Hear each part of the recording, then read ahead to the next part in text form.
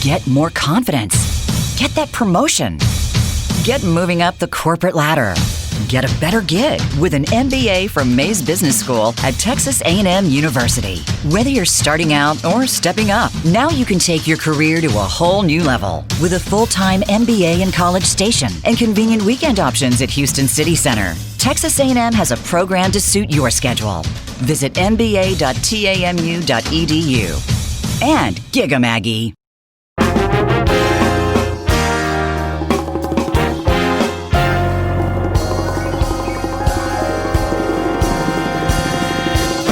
Howdy. Welcome to Mays MasterCast. I'm Shannon Deere, the Assistant Dean for Graduate Programs, here with your ridiculously amazing host, Ben Wiggins. Hello, Shannon. I'm not sure I deserve that description, but I appreciate it nonetheless. I think it's true. How are you? I'm doing all right. How are you? Good. I'm doing well. It's going to rain this week. It is a cool day in Aggie Land, and we do have rain in the forecast. Kind of our first cool days, and hopefully we get the right amount of rain and not too much, but we'll see how it goes. Right. It's nothing, and then it's a hurricane. Yeah. But seems to be the way 2020 goes. But yes, exactly. A friend posted on Instagram this morning, not one person in 2015 got the answer right to the question, where do you see yourself in 5 years? That's so true.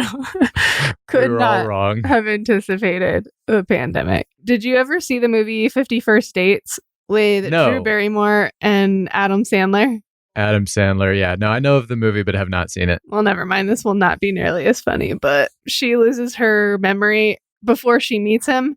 And so they fall in love, but then he has to make her fall in love with him every day again because she forgets after she wakes up the next morning that she's met him. And so then they get married. And so she has a talk show now, which I have not seen, but they did a bit where she wakes up in 2020 and each morning he records a video for her. And so on this video, he's like, so we're in love.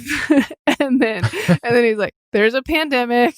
And he goes in this whole thing to try to explain 2020 to her. And he's like, I don't know what to say, really. Yeah, 2020 has, as we've seen in 1,000 different memes, 2020 has been quite a year, from Kobe Bryant's unfortunate passing to a worldwide pandemic to murder hornets to hurricanes to another friend posted something that would be great is in a few weeks, instead of falling back an hour, we spring forward 2 months. That'd be cool. Just bring forward to a vaccine is what I'll take at this point. Yeah, exactly. Ready. Okay, but today we have Dr. Nancy Hutchins on the show. Dr. Hutchins is a clinical assistant professor and director of diversity and inclusion for Mays Business School. She earned her master's degree in education and her Ph.D. in education psychology from the College of Education and Human Development at Texas A&M, where after graduating, she continued to serve as the director for the Office of Organization Development and Diversity Initiatives. She is a trained mediator and dialogue facilitator. She works with the Center for Change and Conflict Resolution to support individuals and organizations in the areas of effective communication, strategic conflict engagement, change management, diversity, inclusion, and workplace climate. I can't imagine a more timely guest than Dr. Hutchins. Extremely timely, and she has a wonderful, quirky sense of humor. She does. Some amazing stories that really have stuck with me since I listened to her episode, and I hope the same is true for you. Hope you enjoy the episode. We welcome Nancy Hutchins to the show. How are you doing? I'm good. Thanks for asking. Having a good week? Yes, because that's a decision, right? I believe so. What would the answer be if it weren't a decision? What's happening in your week? What's happening to you? What's happening to me? Life is happening to me. I have 3 kids, 2 in high school, 1 in the 3rd grade, and they started school this week online, and it's been a roller coaster. So it's fun, even if you're screaming. Wait, what's been the most unexpected hassle or the thing that was easier than you thought it would be? That the high schoolers will get up in the morning and actually log on to their classes. Okay. Yeah, because I mean, over the summer they would go to sleep at who knows what time. Yeah, 4 a.m. Right. And so, getting up to log on for a 8 o'clock whatever class. I know it's a struggle because I had to get up this morning to be here at 8 o'clock, and I was like, ooh, it's rough. What is your favorite superpower? Manifest things. Like? Just anything. You can just think things into existence, create whatever you wanted. I feel like it's, I like to get the most out of any situation. And with this question, I feel like having a superpower where I could manifest is like, if you grant me 3 wishes, I get to wish for more wishes. True. Because then I could just manifest whatever other superpower I wanted. Oh, yeah, that's true. Is that the first thing that you would manifest? What's the first thing? I don't know. It depends on when I acquired this power. Because, if I was really hungry, it might be like a bacon cheeseburger. Or maybe I would teleport. You've got my mind just going in all kinds of directions now because I can do whatever I want. You could make yourself really big like Galactus. I feel like that superpower would almost trump any other superpower. Yeah, because that's how I like to do. How you roll. Give us 60 seconds on your road to Maze. Ooh, 60 seconds, huh? Short version. Mm-hmm. So I'm going to start with in the late 1960s when my grandparents immigrated from the Philippines. I started in 2008 getting a master's degree in education. And right after that, went into a Ph.D. program in the College of Education and Human Development, and then stayed on, worked in the Office of Organization Development and Diversity Initiatives, and met Dr. Annie McGowan on the Diversity Operations Committee that the Vice President and Associate Provost for Diversity chairs, and she was looking for a director for the Mays Office of Diversity and Inclusion, and she was looking for someone that had an educational background to specifically focus on the inclusive mindset and integrating that into the curriculum. And so had a couple of conversations and, just thought it was an amazing opportunity. Couldn't pass up. Word. Where did you grow up? So I was born on Fort Hood, Texas. So grew up for, the first 5 years there in Central Texas, and then moved to Germany throughout elementary school, lived in Maryland after that for years, and then came back to Texas, Coppers Cove, Texas, for high school. How many in your family growing up? So I'm the youngest of 3 girls. I have 2 older sisters, but I also have 2 younger cousins, both girls, that are really close to us. We lived in the same house before we moved to Germany, so it was like 5 girls. It was a lot of fun. Yeah. Mm-hmm. 5 girls? That sounds like an adventure. It is an adventure, yes. But I think it's funny now because with my 2 older sisters, we all have kids, but they're all boys except for my daughter. The youngest one is a girl. And so we have no clue what's going on. I'm like, oh my gosh, what happens with teenage boys? I never knew that they could smell like this. Where does that come from? I was totally caught off guard. Yeah, or eat so much. Yes, bottomless pits. Yes. What was your first job? So my first actual job, because I don't know if I don't think I had a great track record at first of filling things out. So the summer before I went to college, I got a job at Walmart just because it was a job. I was trying to get some money. I worked there for a week and a day because training was a week. And my very first day, I was like, this ain't it. I can't do this. I actually don't even know if I ever finished my full first shift. I think when it was my break time, I was like, I gotta go. I'm sorry. Why did you walk?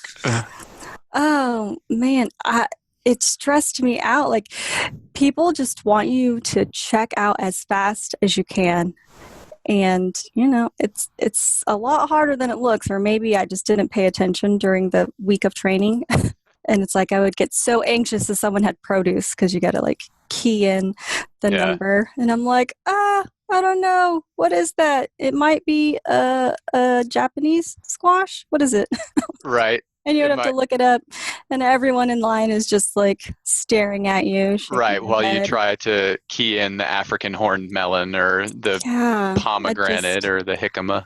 I didn't want to stick it out through that learning curve. Right. Okay, so now that makes me curious. What was your next job after that? After you were like, this ain't it. What I'm assuming you went to the opposite end of the spectrum as far as you could get from that. What was your next job? I don't know what the opposite end of the spectrum would be, but I sold Cutco knives. Oh, okay. And that lasted, I want to say maybe a month, but I don't know if you know how the process works, but it's like all off of referrals, right? Like you go to someone's house and you do a presentation, and then you're supposed to ask them for referrals, and then that's how you get the next people that you visit. So I went through all of my mom's friends, and then... Okay, what else? Right. On to the next one. Actually, the next one, I ended up working there throughout the rest of, about 3 years of college. I was a server at Red Lobster. What was your greatest challenge as a child? Oh, I think that I was really impulsive. I would just think things and get this idea in my head, and I wouldn't think about what would happen afterwards, and so I would just do. Let's fast forward. You to today. You have worked with many teams over the years facilitating difficult dialogues. What got you interested in this work? Well, when I was in my Ph.D. program, I was a graduate assistant for the Office of Organization Development and Diversity Initiatives, and the assistant dean for that office at the time did some external consulting work at the Center for Change and Conflict Resolution. And the approach that we took to understanding change and the different variables that accompany change, the benefit and value of managing conflict and engaging in dialogue to find common ground and move things forward is really how I got into it. So just learning about that. And why is that important to you? Why is what specifically important? Well, just the process of finding common ground, the bringing together.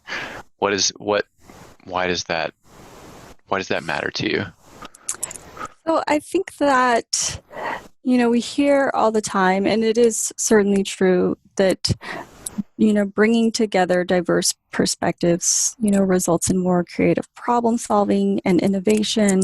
But that only happens if you can work together effectively, right? And so understanding more about what other people bring into the conversation, I think, is important, because then you can maximize the benefits of diversity and diverse perspectives.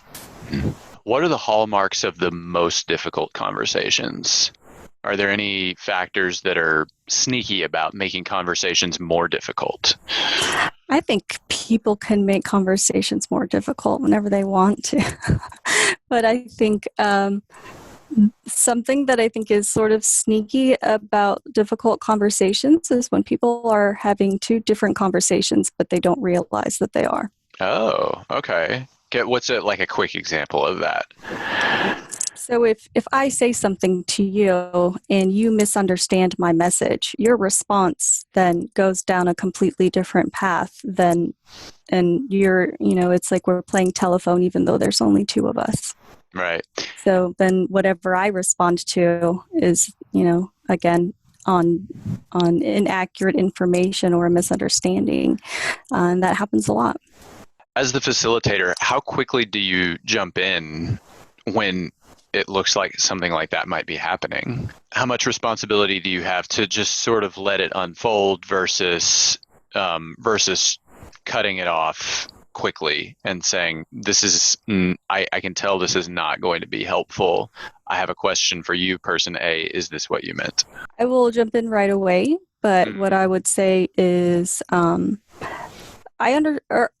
would probably just ask a question. So if you said something to Kyle and Kyle, responds, and I have a hunch that what he understood was different than what you intended, I would probably ask you, Ben, can you repeat what you said? Or, I would ask Kyle, can you repeat what you heard Ben say? So that you could hear for yourself from him, okay, this is what he thinks you said.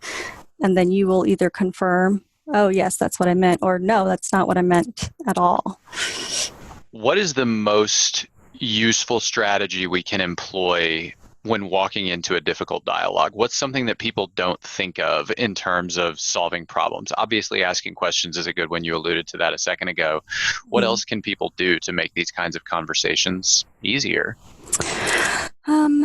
Well, I think the first thing is to know that you're walking into a difficult dialogue. I think a lot of times people don't stop and think about it and just, it happens. And then because it wasn't anticipated or they didn't think about it, they didn't prepare for it. What does the process of preparation look like then? How do you get ready for a conversation like that? Well, I think everyone's process probably looks a little different. For me, I will think about what my goals are.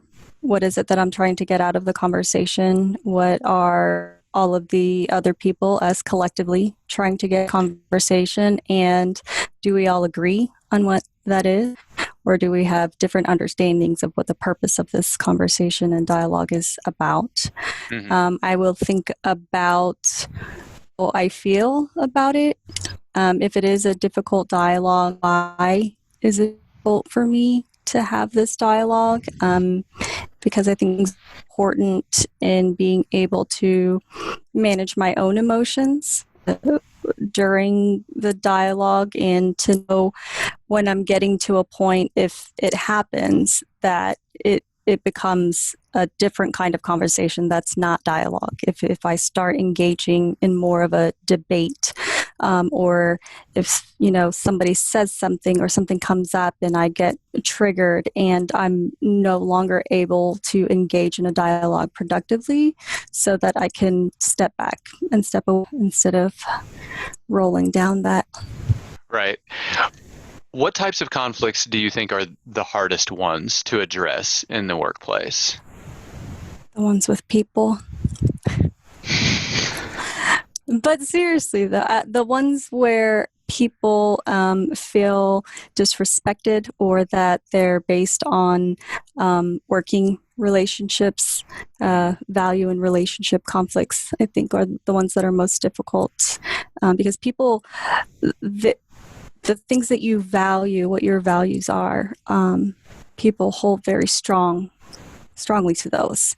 And so if we're working together and there's something that I value that you don't, I think it's challenging for some and most people to reconcile that, in understanding that what I value isn't the same as what you value, and we view people's responses, reactions, behaviors based on our own value system, typically, without thinking through, okay, somebody showed up to a meeting 15 minutes late. It's important to me, and I value and respect people's time. So I interpret that as disrespecting me and not valuing my time, without even thinking through, the story behind what's going on the other end. Right. So it doesn't have to necessarily be about politics, justice, really. Like it doesn't have to be tied to something bigger necessarily. No.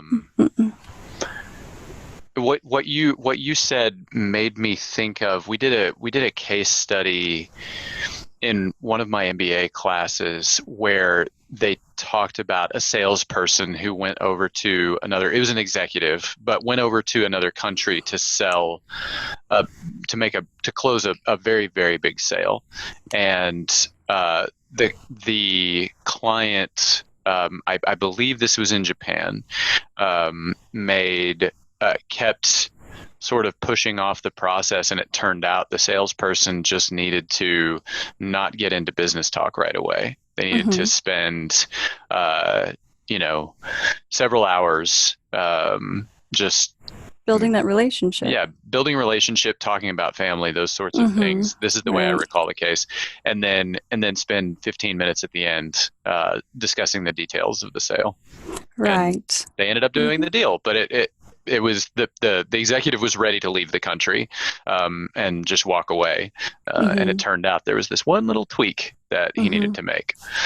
Right. You began your career in education, as you said. What made you decide to transition from education to working with teams and students on conflict management to now serving as director of diversity and inclusion?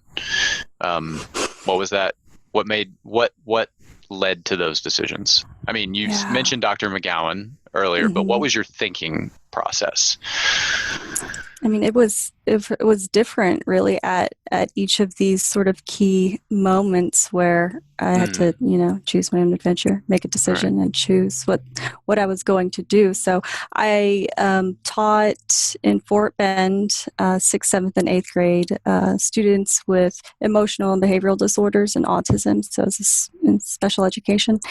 And so my first understanding and introduction to inclusion was very specific, and meant something not entirely different than what I understand inclusion to be now. I think that it has just broadened my perspective and understanding about inclusion to include identity dimensions other than ability. So a lot of the same approaches and philosophies and things to think about when creating inclusive learning environments and an equitable climate still apply. It's just for different groups and different situations and contexts. So when I was in my Ph.D. program, my first assistantship position was a TA for a course on different disabilities, and that was the course that the assistant dean for the office was teaching at the time. And so after working with her on that course, and then I began, as a graduate assistant working for the office, just learned more about it, and it was fulfilling. I was interested in it. I was passionate about it. I could relate to the challenges that first generation students are facing, and felt that I had something to contribute. What do you see as the greatest challenge for directors of diversity and inclusion or similar positions moving forward, whether they're in an educational environment, a corporate environment? What our current political climate is particularly charged, and I don't think that's because politics are really any different than they ever have been. I just think that's because everybody can see everyone else's opinions on social media and through other forms of connectedness. But so what sorts of challenges does that pose for yourself and people like you moving forward? I mean, I think certainly the political climate and this being an election year is something that we've already started talking about to anticipate things that might come up. But there really isn't any one thing or situational context that I think makes things more challenging. It's just something else that needs to be considered. What I do think is challenging is people who have sort of these titled leadership positions for diversity and inclusion. We provide guidance and leadership and support, but in order for all of this to be successful, the work has to come from everyone, because creating that inclusive climate is a part of it's made up of the people within that organization. And so everyone has to be committed. Everyone has to have that motivation to progress and advance towards enhancing diversity, inclusion, and equity. And so just because there are people who have certain roles or certain positions doesn't mean that it's their responsibility to, quote unquote, fix things and make things better. Right. There are certain responsibilities, of course, that we have as chief diversity officers, but really getting everyone on the same page to all work towards achieving those goals, I think is what is challenging. Yes. So then would you say that the biggest thing you're after is just to get complete buy-in as quickly as possible? What are the places where you can optimize more on doing your job well? I mean, you're answering the question, but I'm just trying to walk it all the way through. I think that things that I think about in doing my job well are meeting multiple needs at the same time. So it's not just, one blanket program or initiative that's going to, make everything better.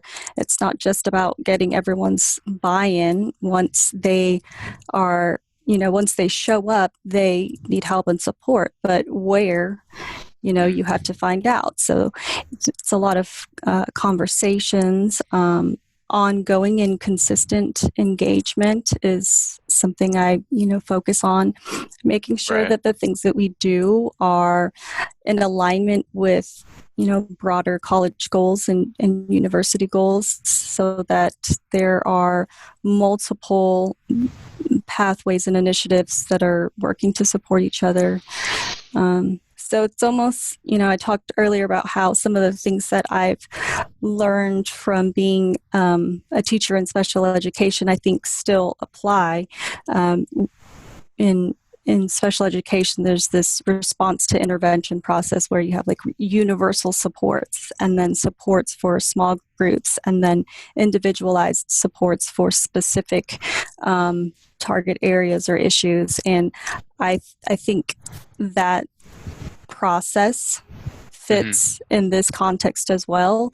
What are things that the larger population or the entire college can benefit from, and then what are things that we're doing that support specific groups, and then where are these specific areas of need that are key issues, like the hiring process, or even just, we get these stop hate reports, and if there's anything that's sort of a really elevated issue, those are more like the really one targeted thing that's not like a widespread problem, but it's still a problem or issue that needs to be addressed. Tell us about the courses you teach at Mays. So I teach the Transformational Leader portfolio, the BUSN 403 course.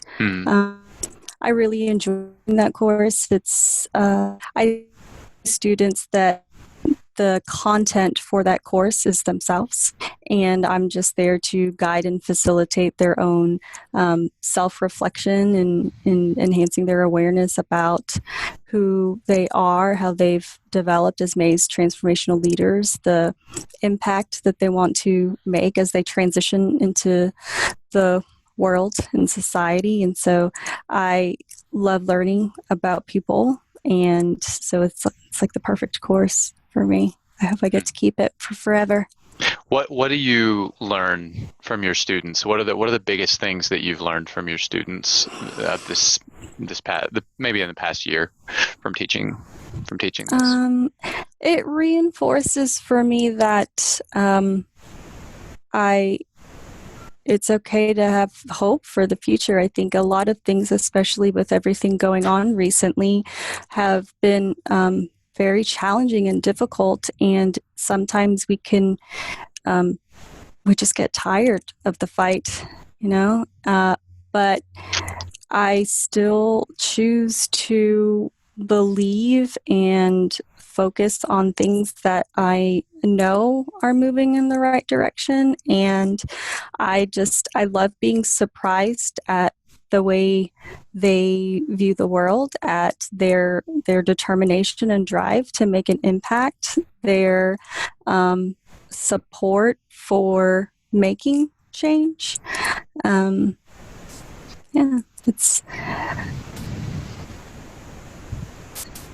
We're okay. We will be okay. Yeah. You are a first-generation student yourself, yes? Yeah.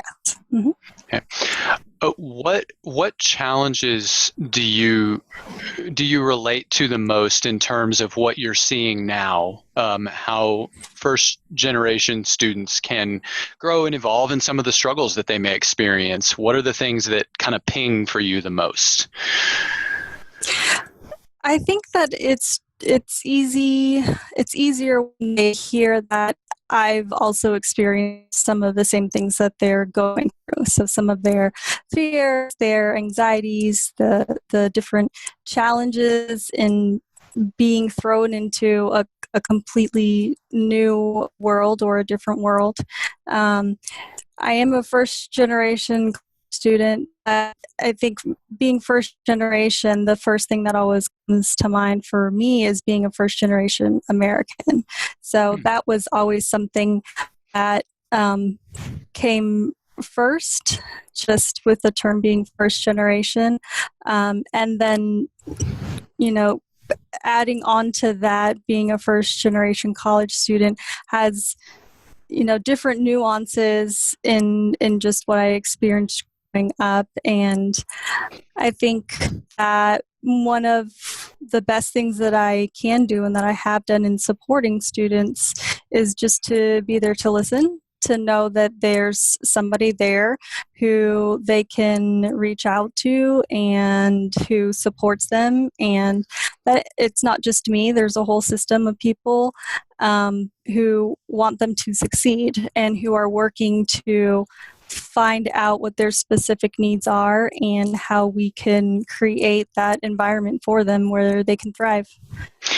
For those in academia who might not be aware, if they're working with a group of students and they happen to have some first generation students in that group, where do you think the gaps are most likely to be in terms of differences between students who are not first generation and those who are? Where does that show up the most starkly, especially in the early years, I guess? It's hard to generalize. Every student, their experience is different. And so I think I'm more encouraged just getting to know your students personally and talking to them about who they are and where they come from and learning more about their background to figure out where those gaps are. But one of the things that I think is different is sometimes this is the first time students have ever been on a college campus before.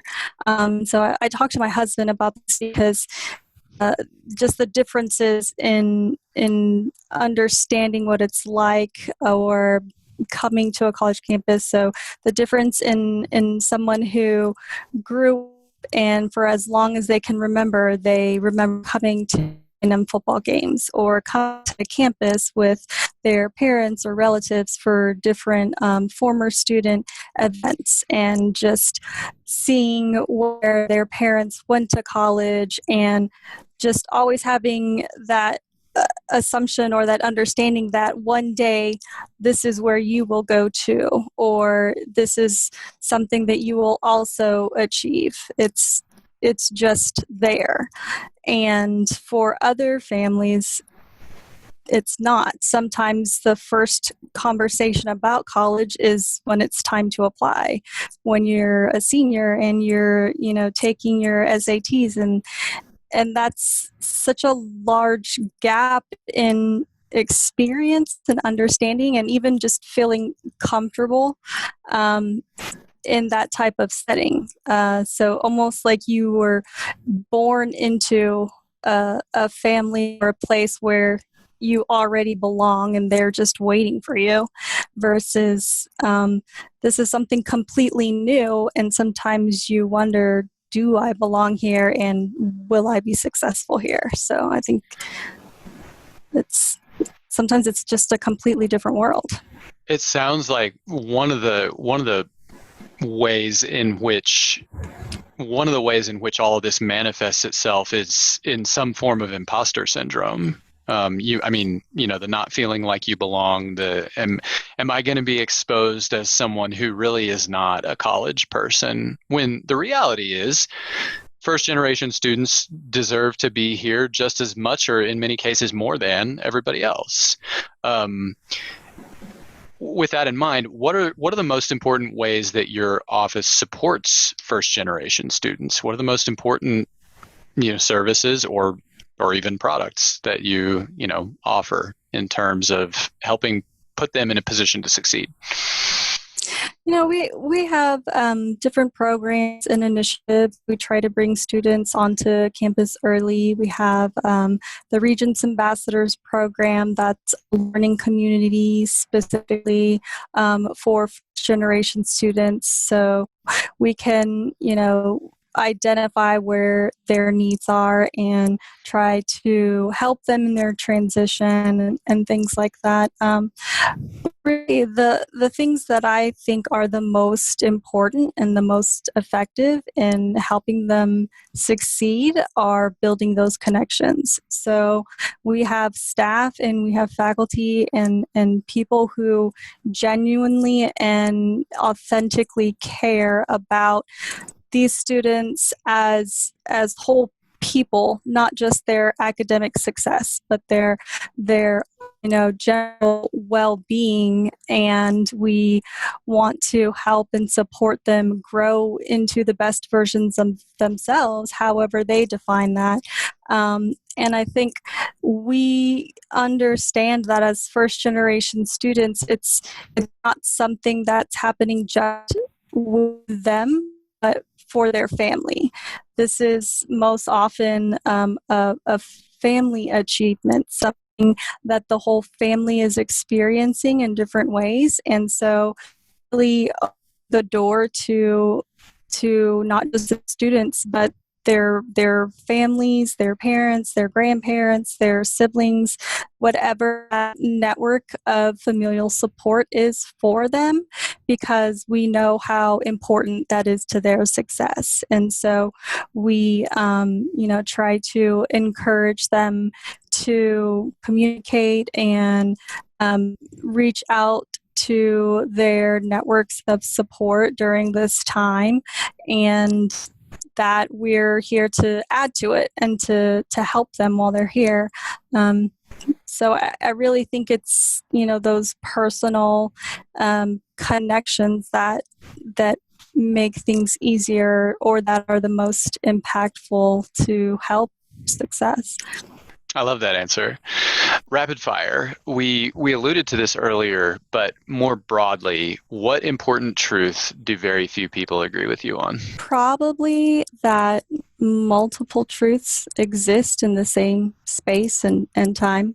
Mm-hmm. What is something you were really interested in that people might be surprised by? I am a fan of YA fantasy novels with female protagonists that typically get turned into movies.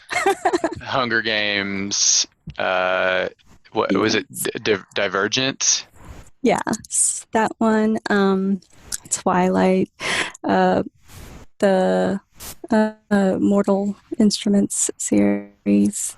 But my favorite is called, it's the Throne of Glass series, and some years back it was supposed to be made into a TV show, but I think it just never happened. But still holding out, waiting for that one. What do you think is people's biggest misconception of you? If people see my name and they don't see me, they usually think I'm like an older white lady because my name's Nancy. If people just see me and they don't know me, and this is on campus, they think I'm a student. And then when people first meet me and interact with me, they usually think I'm quiet and reserved, maybe kind of apathetic about things. But I usually listen more than I speak, even though I don't think this whole interaction here demonstrates that. But that doesn't mean that I'm not engaged, and I like to process and be really intentional with the things that I say. So take the time to think through them before I speak. I like that. If you wrote an autobiography, what would you call it? I would call it Goats and Swing Sets. Goats and Swing Sets. Yes. Why? I have to know why. Why that? So we read autobiographies to learn about life lessons, right? So I think one of the most important life lessons that I've learned is understanding different perspectives. The realization that two people can go through an experience and come away with completely different understandings about what has happened. And that's helped me, learn more about other people. It's helped me be better as a leader and a team member. And I always think about this memory I have, this experience I had when I was younger, probably about 5 years old, maybe.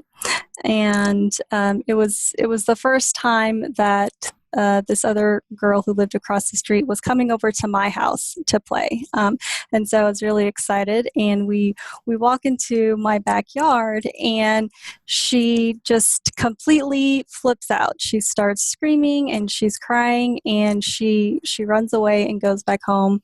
And I never really understood what happened, and I didn't understand why she wasn't allowed to play with me anymore or to come over to my house. But now, looking back, I can understand because in my culture, we eat goats. And so my grandfather and my uncle, who, we all lived in the house at the same time, would kill these goats on the weekends, and so they would string it upside down by its feet on my swing set, and then they would burn the hair off with a blowtorch before they would cut it up to prepare it for food. And that's what this girl walked in on, yeah. Right. When we walked into my backyard. And so for her, I'm sure it was like some scary satanic ritual, right, or something. Like traumatizing even. And, for me, I walk into the backyard and I see that and I'm like, oh, it's Saturday. And I think about that. I think about that when things happen and people talk about things or share their perspective, and it's something completely different or so far from what my understanding is. I think about that time, and it just kind of helps me realize or reconcile, those types of different understandings. But I think that so much of my life story, really, it does go back to my grandparents and being a first generation American, and, them immigrating to the States. Really, I mean, I was told this all throughout my life growing up, that the reason why they did this was so that I could have opportunities that they didn't have growing up, and one specifically access to education and a quality education, higher education. And so I think about that, and I think about how we've tried to just to live up to that and fulfill that legacy for them because of the sacrifices that were made. And so that's probably also why I think about that and that story, because it would probably all be a part of my autobiography, and the accomplishments that have come out of those sacrifices, and just the differences. My grandfather was illiterate, and so I think about how he couldn't read or write, but knew the value of education, and did all of these things so that future generations would have a different experience and different opportunities. And I dedicated my dissertation to my grandparents for that reason. And I have two sisters, and one is in her last year of her Ph.D. program. And my oldest sister, recently finished her master's from Harvard. And so it's something that I think also helps me relate to other students and other families who have had similar experiences and similar goals and dreams and aspirations to be successful in achieving higher education. Goats and swing sets. Rock on.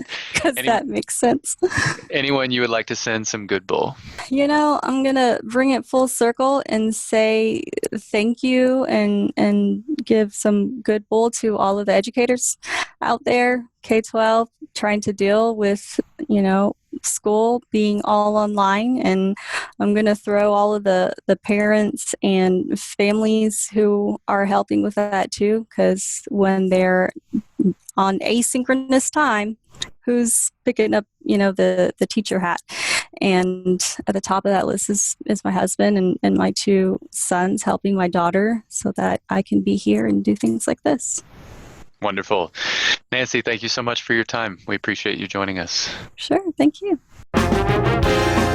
We hope you enjoyed that episode. For our MasterCast top 3 takeaways, I have to start with goats and swing sets because that just stands out so much. So we'll work our way backwards in the episode. I loved that story. I just felt so much for little Nancy and how confusing that must have been for, I loved how she said it was just Saturday for her, but for her friend, it was probably a little traumatic and certainly different than what she had experienced. And it was interesting that what Nancy took away from that was how two people can have different understandings of the same experience, which is something I believe to be true as well. I also really just wanted to go talk to the parents of that other little girl and say, could you maybe help your daughter understand this and try to be a little more open and understanding of other people's cultures? But that might have been asking a lot at the time. I don't know. I also think that parents do their kids a disservice if they do not educate them in a pretty firsthand way as to where meat comes from. That's interesting.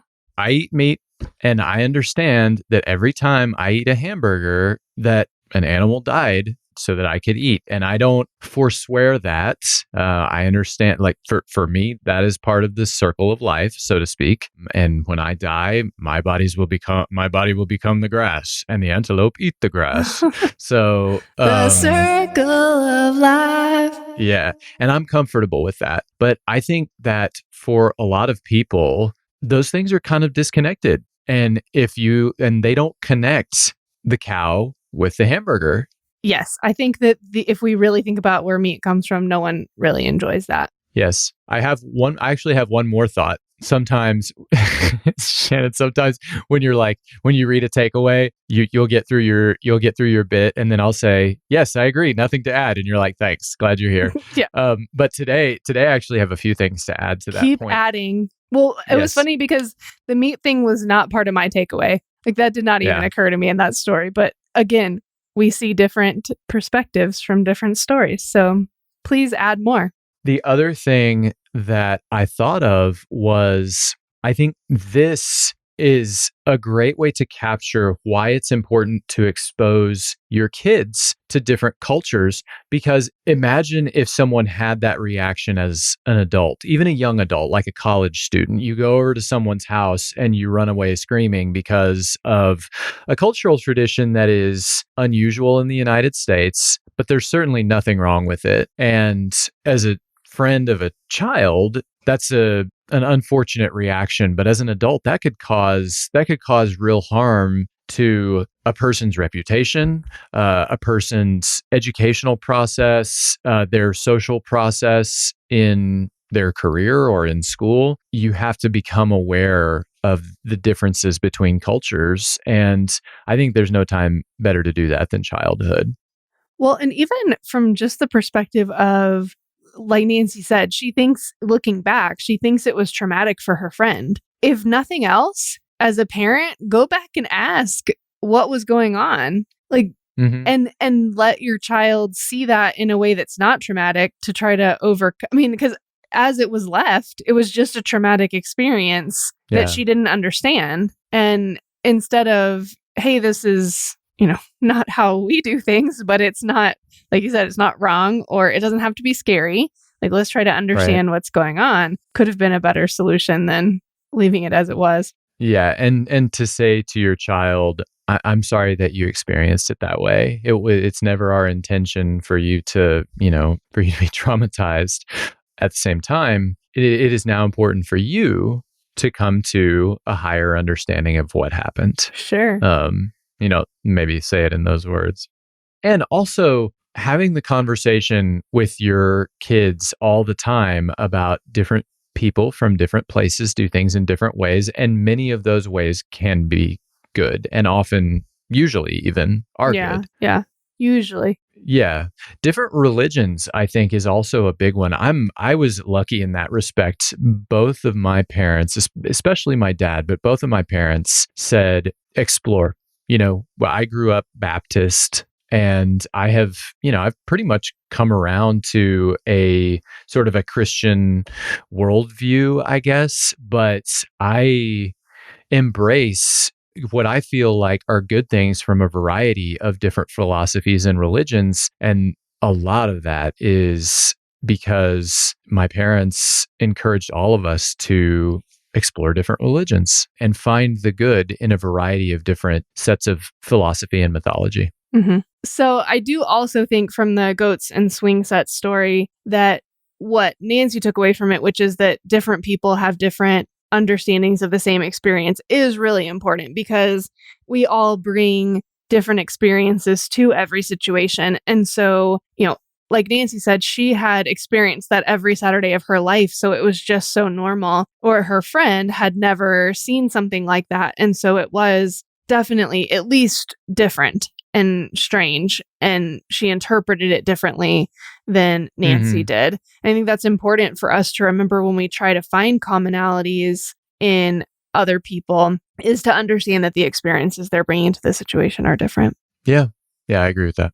For our second takeaway, I wanted to talk about values. And Nancy talked about how we bring different values to different situations. And one she used that was really easy to understand, that really stood out for me, was just time, because that one's not very emotional. And she talked about how we all value time differently. And I've referenced it a couple of times on the show, but Chuck Condrela said a long time ago was, oftentimes we have the same core values as each other. We just think about how to get there differently. So when I think about our core values, oftentimes it's wanting to be respected and wanting to respect other people.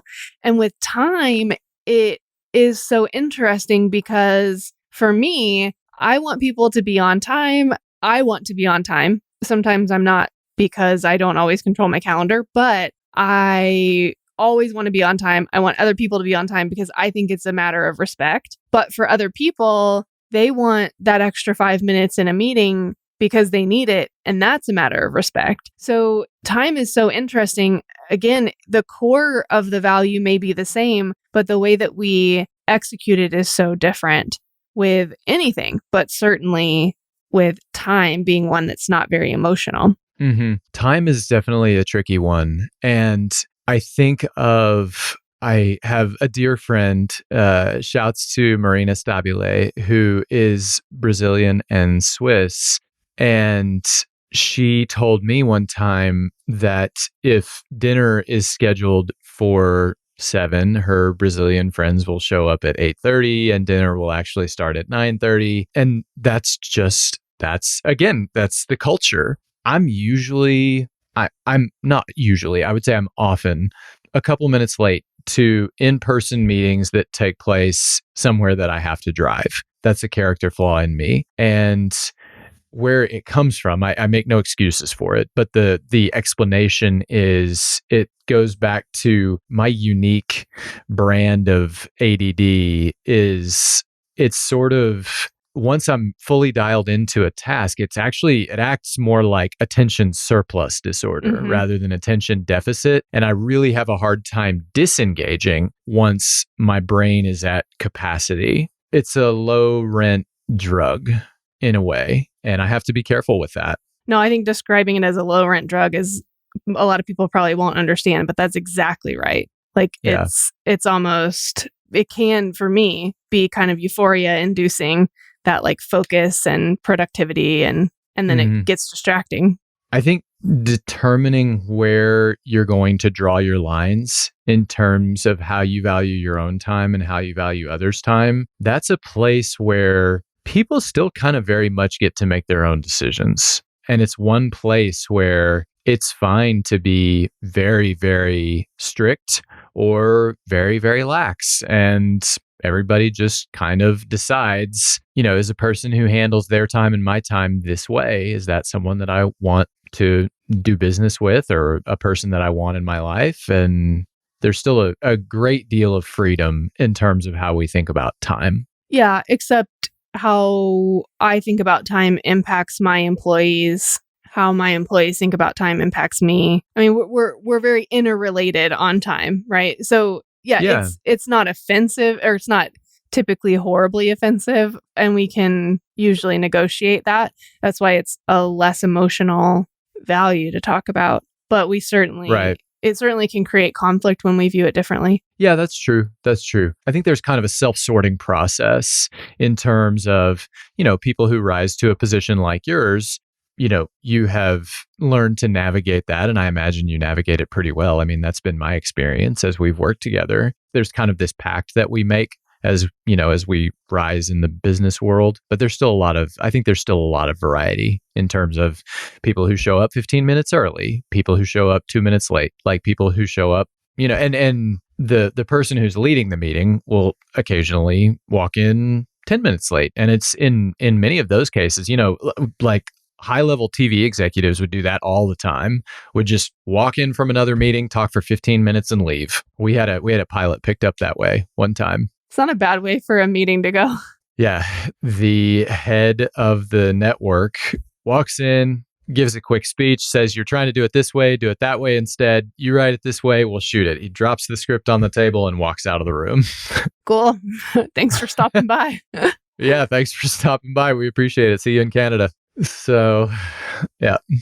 I want to talk about one more example where getting to the core value is really important and is a place where we can find commonality. She talked about how her grandparents came to the US and wanted something better for the next generation, and how they emphasize education as a way to get there. And I think that is something that everyone can relate to. So again, we have so many differences. I've never seen a goat slaughtered in my backyard, but we all Speak for have, yourself. but we all have parents and grandparents who wanted something better for the next generation, even if they didn't know how to provide that. Most of the time, that's the case where they wanted something better for the next generation. Yeah. For our last takeaway, I wanted to talk about difficult conversations. You have done an amazing job of leading many difficult conversations on Facebook. And Nancy had some great insights on how to address difficult conversations. But what are some of the rules that you follow when you facilitate difficult conversations? Oh, thank you so much for asking. I love talking about this. The rules that I follow and that I require other participants to follow are: you can have basically any opinion you want. There are certain types of hate speech that are not allowed. Obviously, inciting violence is not allowed. And that's a personal decision for me. Certain kinds of comments about, like, there was a commenter several months ago who called Pete Buttigieg a pervert several times and called him a pretty profane name that was a pun on his last name. And I eventually elected to start deleting those comments and said, people are still murdered regularly in certain parts of the world for being gay and are still occasionally murdered here for being gay. And suicide rates among young gay people, that's still a thing. And so I discourage and at a certain point disallow that kind of speech. But otherwise, you can have any opinion you want. You must be prepared to defend your opinion, and statements of facts have to be sourced. And we use the Ad Fontes media bias chart as sort of a guide for what's an acceptable viability in terms of fact sourcing. And you can kind of use it in combination with how specific is and obscure is the statement of fact. And sort of the more widely known it is, the weaker the source we would allow, if that makes sense. Mm-hmm. Mm-hmm. So, but statements of fact, if it's not something that someone who disagrees with you would readily accept, okay, yeah, everyone knows that's true, then you have to source it, or else everyone can just assume that it's untrue and that you're full of BS. And then the other rules are: no profanity directed at another commenter. You can use profanity, but you can't direct it at someone. Or you can't say, your opinion, you can't direct it at their opinion. You can't point profanity at that. Like, you can sort of use it as a general expletive because, that's sometimes adults do that in conversation. Mm-hmm. But it can't be meant. The whole idea is what opens up discussion and what shuts down discussion. Mm-hmm. And using profanity as kind of it's a form of a semantic stop sign. You're trying to bully someone into not having the opinion that they have. You're using a particular word in an effort to stop them or to dunk on them. And it stops discussion rather than starting it. No personal attacks. So you're not allowed to go after someone personally. You can't make insulting comments about their name. You can't make insulting comments about their profession. This actually, we don't allow people to call other people Karens or anything like that. I understand that that's something that's kind of in the zeitgeist right now, but we do not do that. And because, again, like, we have a couple of commenters who are named Karen, and that I understand that's, sort of like the name Alexa, that takes on a particular significance right now, but those people have a right to an opinion. Yeah. And then no memes. Again, it just it shuts down discussion. It doesn't offer insight. And occasionally someone will drop a meme on me that I think is pretty funny, and I'll allow it. But generally speaking, it's not, because of the distance between us on social media. Oftentimes the humor of a meme doesn't translate well. And oftentimes in public discourse, the aim of a meme is to make another view look ridiculous, which again shuts down discussion rather than encouraging it. So everything is very serious and sincere on these discussions, which some people find boring. By the way, I'll briefly plug the discussions. We meet at a page called Common Ground on Facebook, and if you're having trouble searching it, it's at Common Ground Discussions, all one word, on Facebook. That's where most of our posts run now. And it's not just me. There are a number of other editors who run posts and moderate comments and yeah, it's a really great community. But yeah, so have any opinion you want, be prepared to defend it, cite your facts, no personal attacks, no profanity directed at another commenter, no memes. Those are the big ones. That's cool. Thanks. Yeah. Appreciate you sharing that. I think those are definitely some things we could think about application in even face-to-face conversations. So thanks for sharing those. Do you want to close us with a quote? I would love to close this with a quote. This is a Rilke quote about marriage. The point of marriage is not to create a quick commonality by tearing down all boundaries. On the contrary, a good marriage is one in which each partner appoints the other to be the guardian of their solitude, and thus they show each other the greatest possible trust. A merging of two people is an impossibility, and where it seems to exist, it is a hemming in, a mutual consent that robs one party or both parties of their fullest freedom and development. But once the realization is accepted that even between the closest people, infinite distances exist, a marvelous living side by side can grow up for them if they succeed in loving the expanse between them, which gives them the possibility of always seeing each other as a whole and before an immense sky. Rainer Rilke. Thanks for listening. Thanks for listening. An MBA from Texas A&M University can take your career to a whole new level. With full-time and weekend options, Texas A&M suits your schedule. So get a better gig. Visit mba.tamu.edu. Looking to start a podcast? Trying to tackle questions like, how do I record? How do I edit? How can I get music for my show? What equipment do I need? How do I distribute it? Good news. The podcast architects are here to help. Whether that's from start to finish, fixing the audio quality, helping you get the episodes posted, go to podconsulting.co. Everyone has something worth sharing with the world.